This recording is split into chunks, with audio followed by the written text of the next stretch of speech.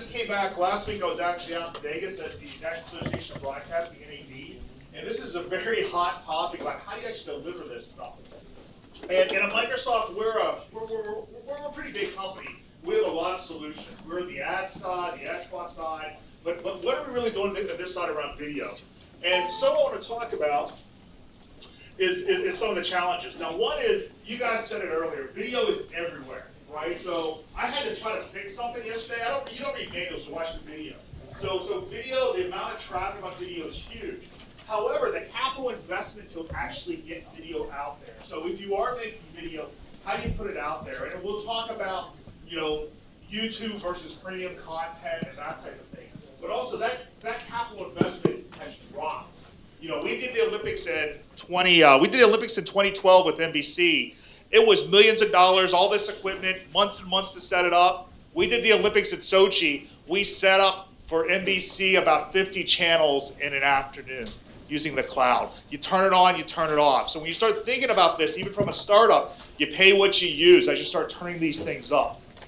Now also, when you think about video and you're the content owner, what's the dilemma? And once again, there's two sides. One is a lot of stuff we were talking about earlier is driving the marketing, but how do you monetize your content? So if you're a content creation business or you're a brand, how do you monetize that? And what are the things that you have to think about? Now, when you start looking at a platform like YouTube, YouTube is great for reach. As soon as it goes on YouTube, you lose all control of that video. Things like, what are the business's rules? What are the pricing models? Is it ad-driven? Is it premium content? How do you want to deal with your audience? Do you have to authenticate? Encryption and DRM. Do you want your content to be protected? So if you think about it, we deal with very large media companies like, we don't care, right? Someone steals something, puts on YouTube, it might draw more eyeballs. However, I'm sure HBO isn't too happy right now that the first 5 episodes of Game of Thrones were actually stolen and put on there because that's premium content. So all these different things. Analytics is huge, geo-blocking, search and recommendations. So if someone watches a video, how do they find the next thing? How do you drive things like that? And how can you deliver all this?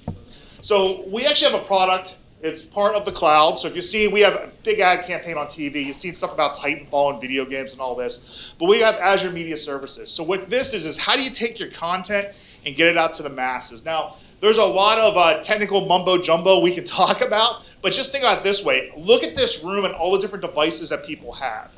If you want to get video to an iPhone, an Android phone, a Windows phone, a Mac, a PC, an Xbox, a PS4, if you're on what's your bandwidth connectivity? You might have to put that video in 40, 50 different formats. If someone comes out with a new phone, with a new format comes out, how do you get your video out there so you can actually watch it? If I'm sitting on my on a Wi-Fi network at home on my Xbox, it better look pretty good. I'm not going to stand for, I'm not going to go ahead and watch something that's really bad video. I can't even watch regular standard definition TV anymore. And my wife actually told me that too. She can't. So when we talk about this, what are we talking about? So when you think about it, you got a piece of content. You have to get it up into the cloud. We have this around the world. Now when you have to do that, you have to put in all these different formats.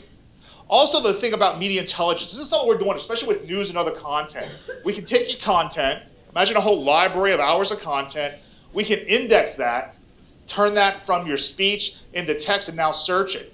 So like the Washington Post and some other organizations, you can go in and, there's a science one out there, you can go in and type something like Mars rover. It'll bring up all the video clips and cue it to that point in the video where they said that. So things like you can get now, being able to find things and monetize it. And then we can also do content protection if you want it. We can stream it, we can integrate it in, we can put out the players, all kinds of partners in the ecosystem. And this is like building blocks. Think about this as Lego. We're not a Home Depot where you come in and have to build it yourself. These are things you can turn up really quickly. And I'm just going to spend the rest of the time giving you some examples how people actually do this. So we have a lot of different scenarios. We have big broadcasters, we have startups, we have ad agencies, everything from NBC Sports to someone like Expression. They do extreme sports that are across Xbox. They have different apps, etc. We have advertising agencies. How do you put this stuff out there? Give us some examples. On the high-end side, we did the Super Bowl for NBC. So if you watch the Super Bowl on any platform, the back end was coming out of Azure.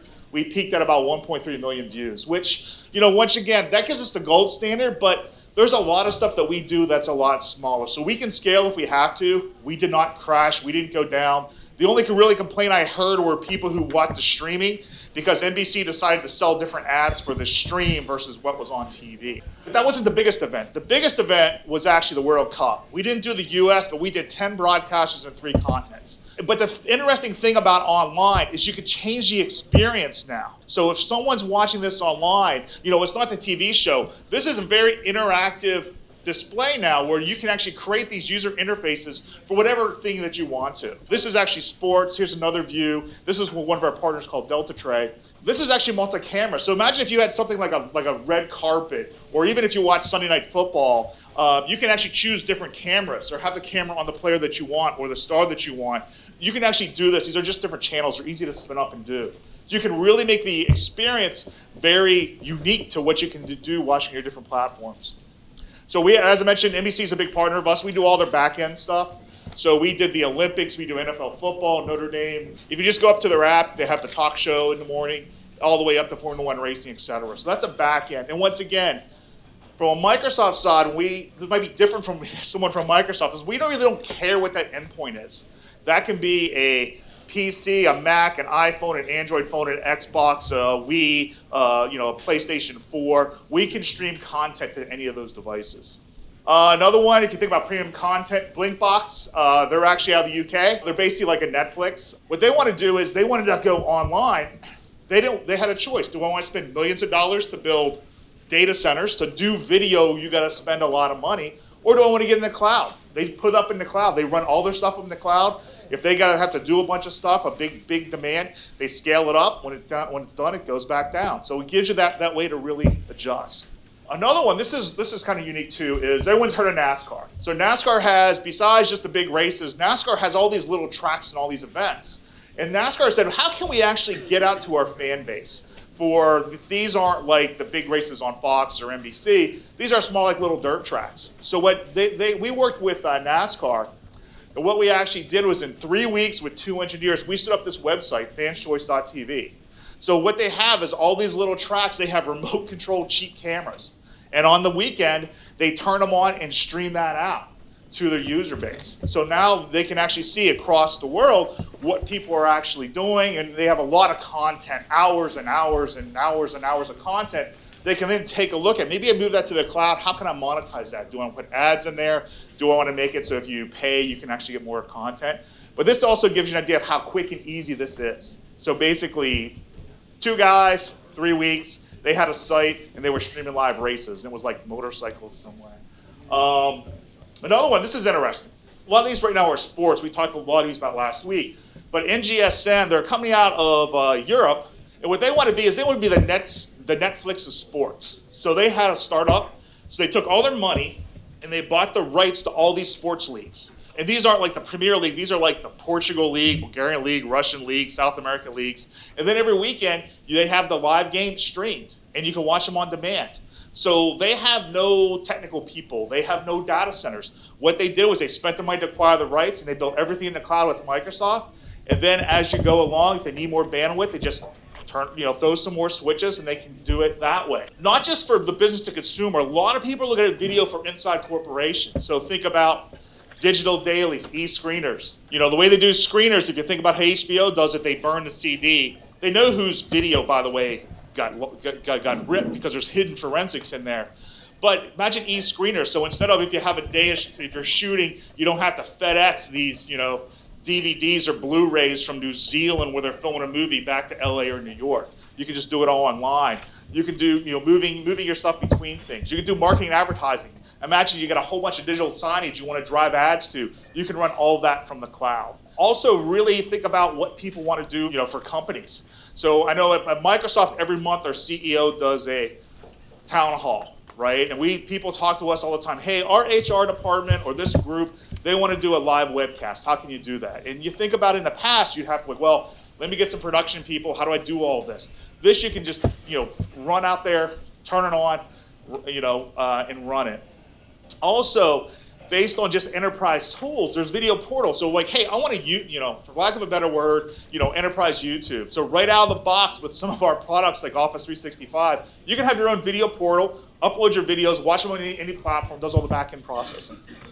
Example of this is a couple weeks ago, what they wanted to do is they wanted to do live streaming of medical surgeries. So this is to schools and different hospitals, and it was actually a partner of ours, so Live Arena. So they actually have, if you have a video camera, they actually have a box they put down there that does all the the encoding of that, stream it up to Azure. They had 3,000 participants worldwide. So think about the market for video is just not the broadcast TV studio. Think about it as any industries, any groups. If they want to, education would be huge. Imagine classrooms, speakers, what's happening around the world. And once you have this, the other things that we actually offer is if you have a live event, we can convert live. As soon as the event's over, it's now on demand. While your live event's going on, maybe it's an hour, 2-hour session, you can actually do highlight clips and post those out right away. Because if you think about how you want to drive eyeballs to your content, it's those clips. It's scoring the touchdown. That's Michael Phelps. It's someone falling on the stairs at the red carpet. How can I cut that little 5 seconds, 10 seconds out? Then think about your broad, like, hey, let's take that, let's push that out to, YouTube or Facebook or some other platform from there. So once again, all those type of features we actually have with a large ecosystem to turn us around. And if you think about it, this stuff is not expensive either. The real expense is when you think about when you go really broad. So doing a live event is actually very economical. You'd be shocked at how economical it actually is, especially if you got the content already. Now think about storage and getting it out to large numbers and all that CDN kind of stuff. That's where the costs really lie. Here's the idea of the corporate portal. This is actually the shot of the Microsoft one. So if I have a question that I want to do, or maybe want to go look at some podcast, here's our new CEO doing his monthly live meeting. I can just go and watch that internally to Microsoft. It knows who I am. It's all encrypted. We feel safe. So with that, that's kind of, just want to give you a really quick overview of what we talk about from media. So what we want to take a look at is how can you very quickly get your content, out to any device, anytime, anywhere in the world, and actually do that easily. So it's really a difficult process as you look at how you actually drive this. The Netflix of the world was built by Netflix for once. If you want to be the second Netflix, guess what? You got to build everything from scratch again. So once again, a lot of interest, not just in the media industry, but think about any industry out there, especially on the advertising side. There's actually Hogard, which is part of WPP. They're actually a boutique who really looks on digital marketing and actually is built on top of Azure for this video type of flow from there. So. With that, I am standing between you and lunch, and I have 2 minutes for questions. So any questions on what Microsoft's doing in this space or any other spaces that Microsoft might fit into? Yeah. Do you guys have metrics built in? Video huge? Yes. So from a metric standpoint, yes. We have metrics on the back end side. A lot of the metrics also can come into what do you want to use for your player. So we have our own player we just announced, but if you have different players, all those analytics you can actually pull up. Now, one thing we actually do have at Microsoft, we do a lot with analytics, especially in the media industry. We have something called Power BI, and we've actually got case studies with Condé Nast and Mediacom, which is part of another advertising agency, taking all that data from multiple sources. So a lot of cases, it's just not the player analytics. You might want to take a look at how's this map to ComScore, Omniture, all these different sides of data. How can you pull that together? But then how do you actually make that presentable? Because for us, the primary tool for people to use is Excel. All these great BI tools are awesome. However, there's like 2 or 3 people who can use it. Everyone, if you give someone an Excel spreadsheet with some slicers, and some drag and drops, they can make some pretty cool things and actually get what they need. It's not a case where they say, hey, let me talk to this guy, and maybe 3 weeks from now he'll give me my new report. So, how's sure. your media services better than Amazon? Well, I think that, just really quickly, us compared to Amazon, we actually have pre-done services that you can snap together. I kind of compare us to Amazon is more like Home Depot. There's all the lumber and everything. You can actually build it out yourself. But from us, you can go 0 to 100 really quick. So you can actually say, hey, I want to do encoding. Here's your content. I upload it and run a job. I want to do this. It's very simple to put stuff together, and it's turnkey. We also scale from the low end all the way up to the high-end broadcast. Some of the stuff that if you want to watch on demand for, like on Xbox One, like the CW, all the CW, they actually stream out of, they encode it and actually stream out of our data centers to the Xbox So do One. you have freemium too? Almost free, or does it come as a monthly charge? It's a monthly charge. So if you're a developer and a startup, we have programs for ISVs and startup companies, but once you go production, it's actually on a usage basis. So you actually pay exactly what you use. So for example, it's X cents per gigabyte. For encoding, so if you have a video, you actually pay for the number of gigabytes output. You actually pay for the streaming units, and streaming is only like $139 per one. So it's actually so you actually pay what you use. So that way, even the bigger companies, they scale everything down, and once they get to the weekend or a high peak time, you can actually just pull the lever and just spin it up even more. So it's really on a pay per consumption, so it really works well for startups. You're not making huge capital investments to start. Guys, thank you so